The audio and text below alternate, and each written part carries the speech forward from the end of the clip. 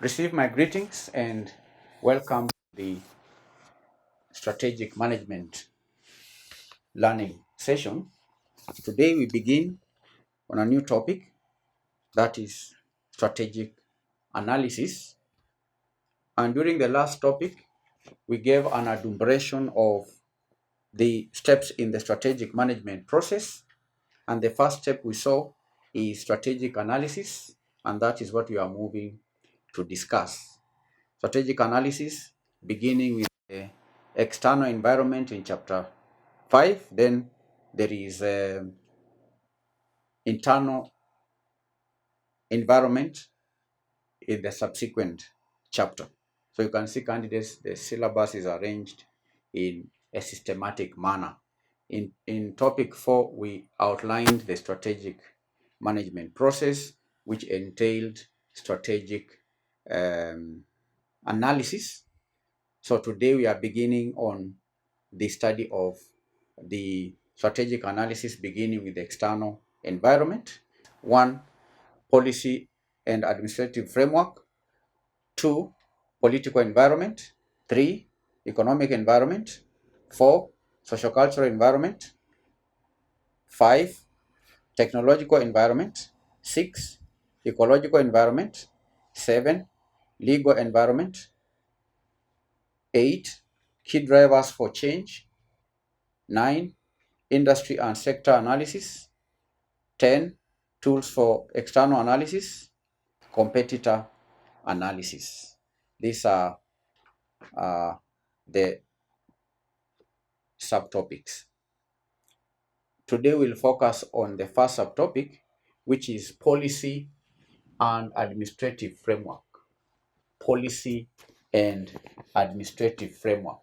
And candidates, a comprehensive strategic analysis requires a thorough understanding of the external environment, particularly beginning with the policy and the administrative framework. All right? This is the framework within which a business operates. The policy and administrative framework is the policy within which the business operates. And the framework encompasses the laws, the regulations, the policies, the institutions, and the processes that govern the economic landscape for the business. Now, for businesses, policy and administrative analysis is crucial because it can reveal the potential opportunities, the threats, and the areas that need strategic adaptation. Do you understand? So today we want to study the key components of policy and administrative framework. The key components of policy and administrative framework. The key components. Components of administrative framework. Key components of administrative framework. Now, the first key component is laws and regulations.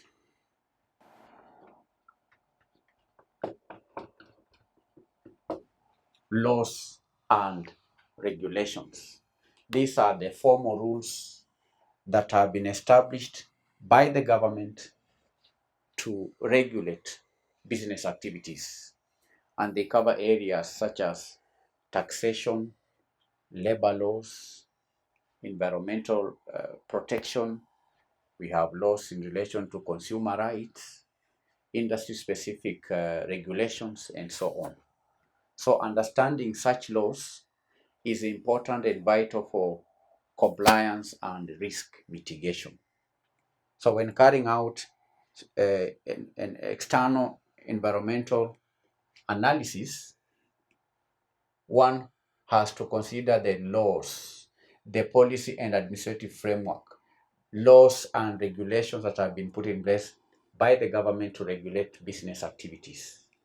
If there is a business that is operating in manufacturing, the government has put in place the laws that govern the manufacturing industry, taxation laws, labor laws, we have consumer protection rights, and all that. So when analyzing the external environment, laws and regulations has to be considered. The second key component of this framework is policies. These are the government's guidelines and plans for achieving specific economic or social objectives. And policies can influence market dynamics, policies can influence competition and business operations. Examples of government policies would include things like fiscal policies, monetary policies, trade policies, industrial policies, foreign policy, and all that.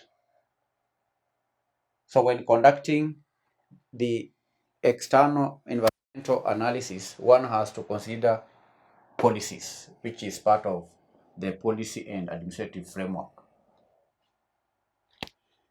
3, institutions.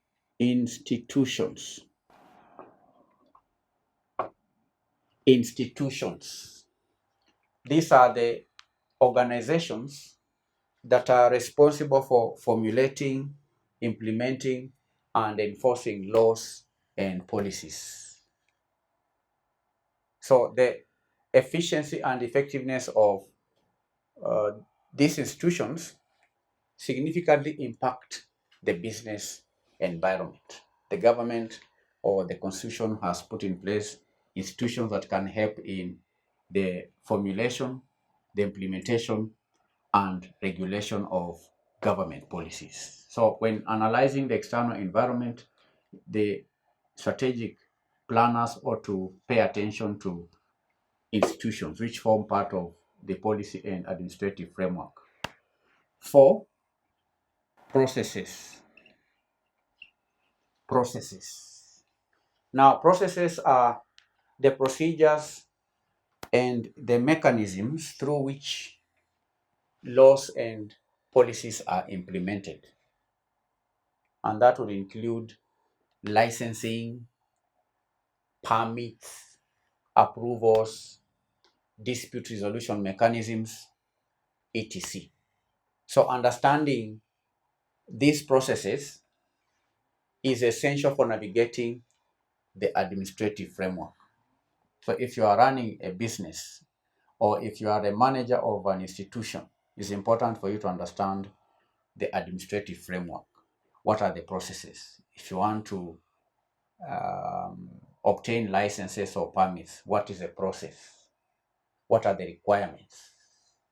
If you need permits, who grants the permits? What is the process? How about approvals? Because you say that processes are the procedures and the mechanism through which laws and policies are implemented. So one carrying out strategic analysis has to understand these processes, which is essential for navigating the administrative framework. So let's now highlight the impact of policy and administrative framework on businesses. And impacts can be categorized into 2, positive impact and negative impact. Let's begin with the positive impact of policy and administrative framework on businesses. What is the positive impact of policy and administrative framework on businesses? Recall, we've identified the key components of policy and administrative framework: laws and regulations, policies, institutions, processes. So what is the impact of all these key components on businesses? You understand? The policy and administrative framework can have both positive and negative impacts on businesses. So the first positive impact is stability and predictability.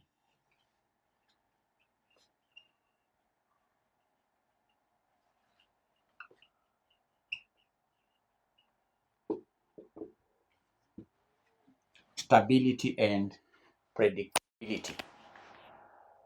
A well-functioning framework, a well-functioning policy and administrative framework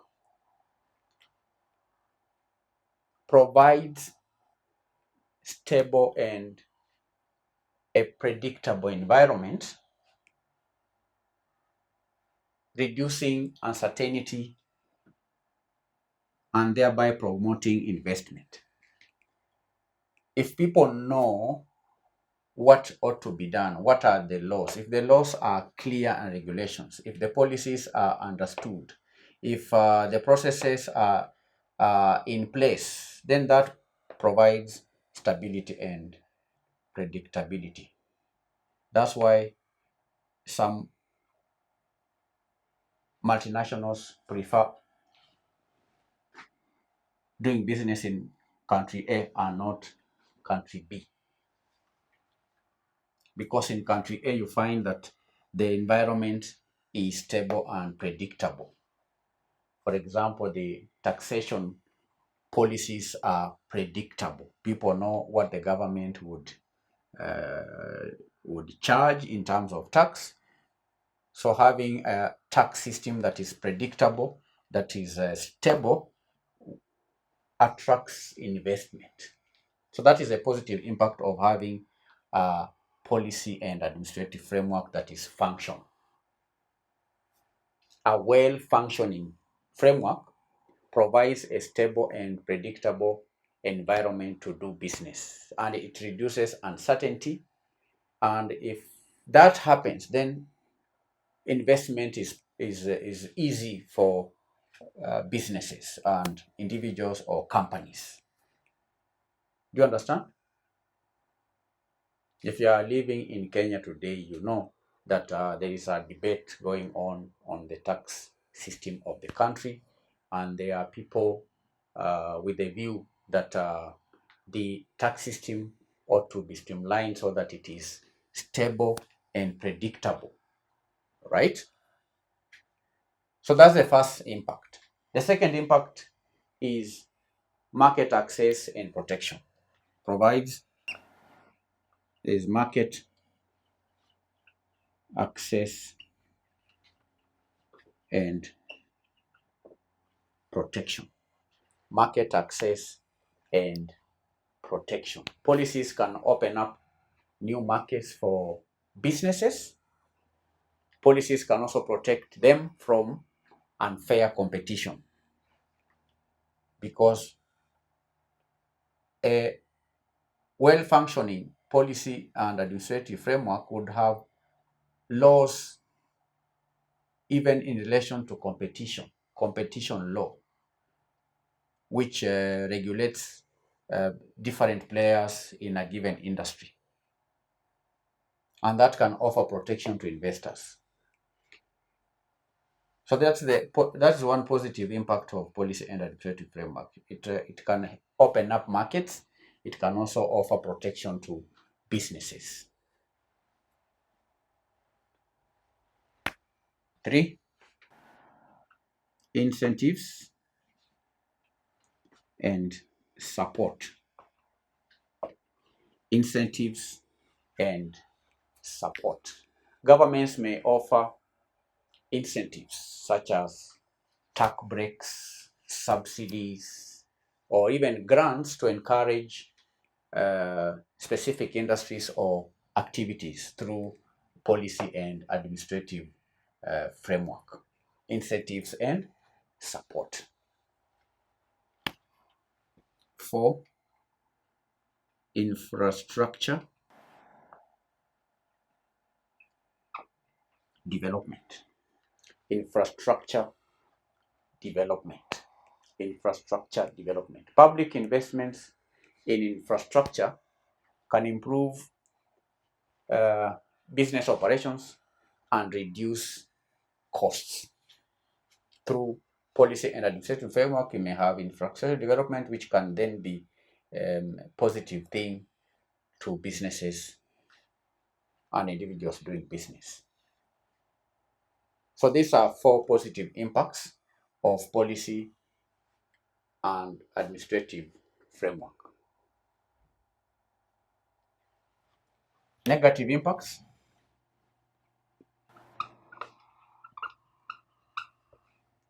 What are the negative impacts? One is restrictions and barriers.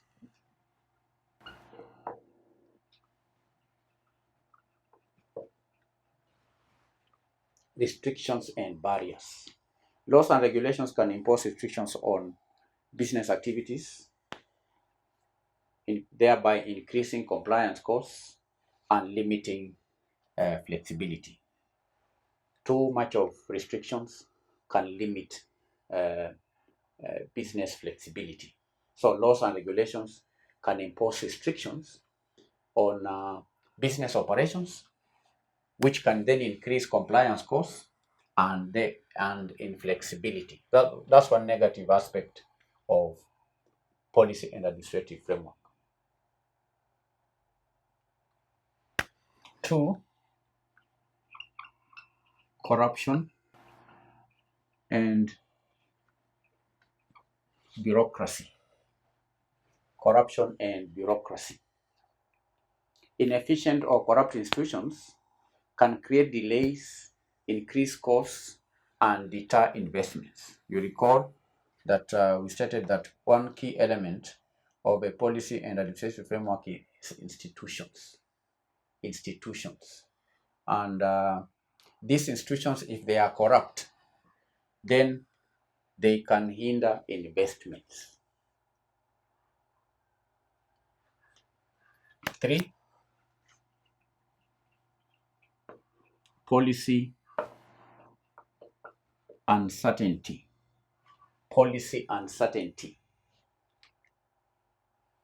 That means, policy uncertainty means frequent changes in policies. If there are frequent changes in policies, then that can create uncertainty and it can disrupt business planning and operations. If these policies are continuously changing in such a way that before members of the business community gets to climatize or to understand the policy, then there's another shift in policy. If they are changing continuously, then it creates a lot of uncertainty, and that is not good for business. So that is a negative impact of policy uncertainty. 4, unfavorable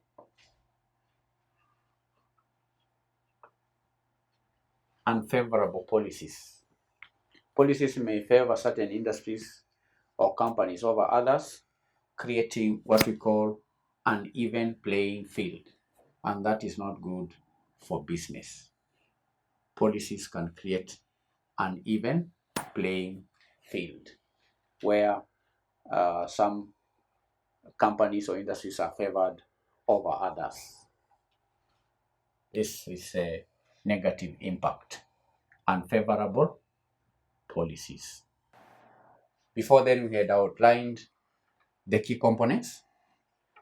So candidates, understanding the policy and administrative framework is crucial for developing effective business strategies and it's part of the external environmental analysis. And companies need to monitor and analyze the changes in laws, regulations, policies in order to anticipate their impact on their business. Companies should also need to engage and influence. They should actively participate in policy discussions and advocate for policies that support their interests. Companies also need to adapt and innovate. That means developing flexible strategies to adapt to the changes in regulations and also to leverage new um, opportunities created by administrative shifts or policy shifts. So it's important for a company to know uh, the policy and administrative environment so that it can take advantage of any new policies that may pose or create opportunities for the business.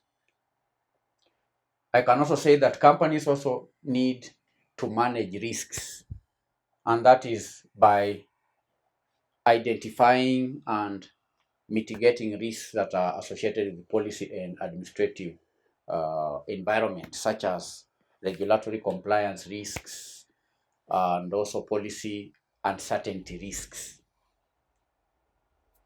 So the policy and administrative framework is a crucial component of the external environment that significantly impacts businesses.